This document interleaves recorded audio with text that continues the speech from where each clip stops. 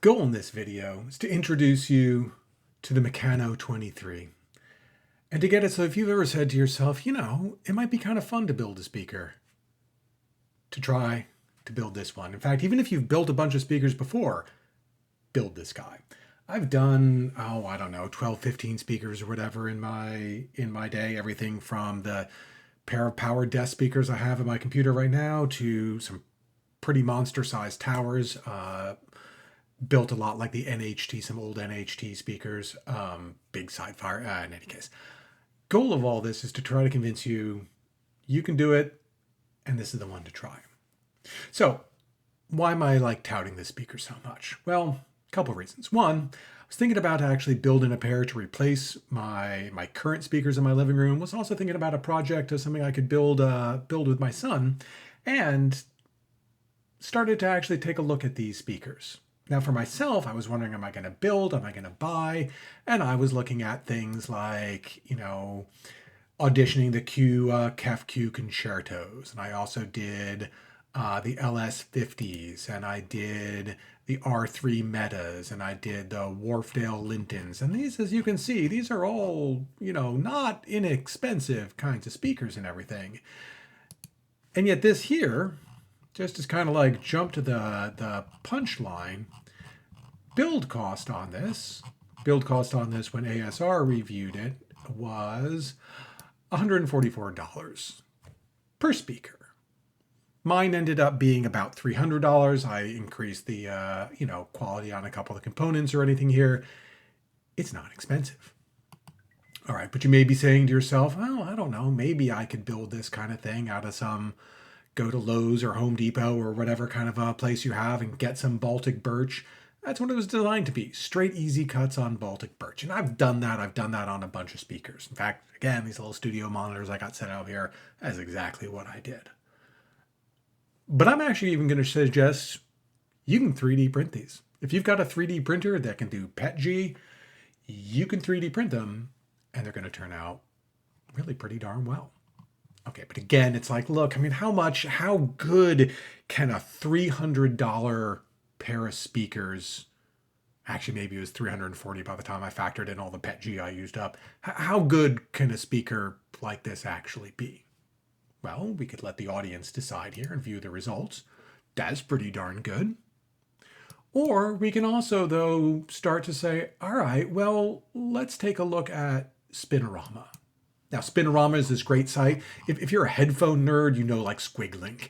And Spinorama is the speaker version of Squig in many ways, in that it will bring together measurements from a whole bunch of different places on a whole bunch of different speakers, but they've all been measured with the same rig, the Klippel Near Field Scanner, which is this incredible thing that lets you get anechoic measurements in any sort of environment. If you've ever looked at any of the ASR reviews on speakers or Aaron's Audio Corner, these are all Klippel rigs, and they can show you things like this.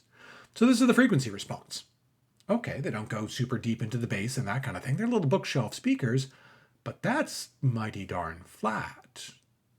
And even more, as you start looking at the early reflections and the sound power, or then here is then the on axis again, you look at the estimated in-room response, that's remarkably flat. Being able to get a speaker that actually has really good power into the room in this in-room response to be nice and linear like this and have about the right kind of decay on that, that takes some serious black magic art often in the crossover. The guy who designed this, there's a thread you can also pick up actually on it as well here with the full build guide and all of this. The guy who designed it, XMechanik, you can also go to his site and see what does he do for a living. Well, he writes software like Ex Machina to automatically optimize and design crossovers. That's what he does, and he clearly knows his stuff. The actual crossover being used here, this is pretty straightforward. You can see a simplified version down here. This is a pretty straightforward circuit and everything on the tweeter. This circuit on the woofer is not at all straightforward. This is a simple third order kind of thing with an attenuation built in. This is getting a lot more interesting, fun, and complex, and that's the black magic of it. But I'm going to try to take it one step further for you here.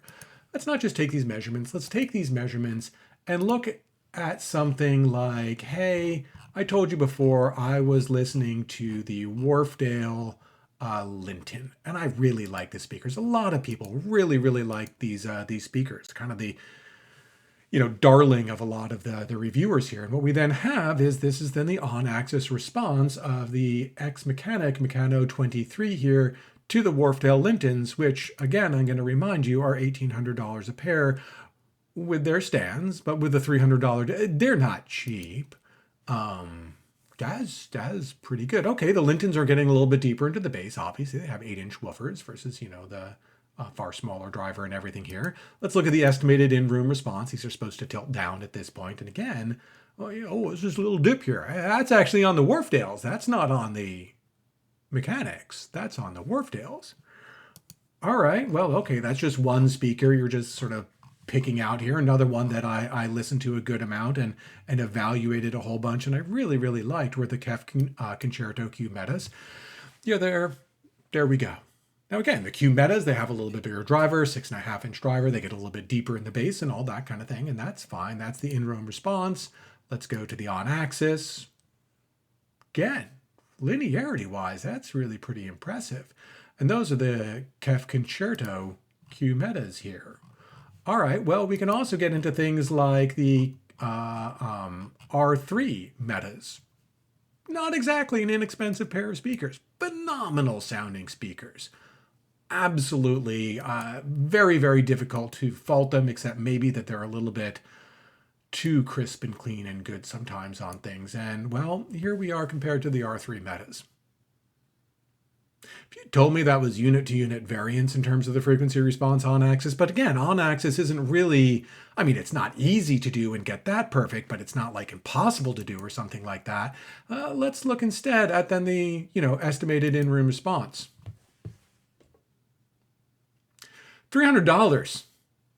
$300 and a little bit of time. So, as you start going through, you can take a look at the ASR thread on the actual review itself, but you can also start going through. There's a currently 27-page long thread about people who have built them and measured them and all sorts of stuff here. You can start to look inside of there. So, if you're interested in this, and you got maybe either your circular saw to go and cut these kinds of things out, or a table saw if you're being extra fancy, or you got a 3D printer. I just printed my second pair of them. That tells you how much I like them and that, yeah, we actually can do it this way. So tune into the other ones if you're interested.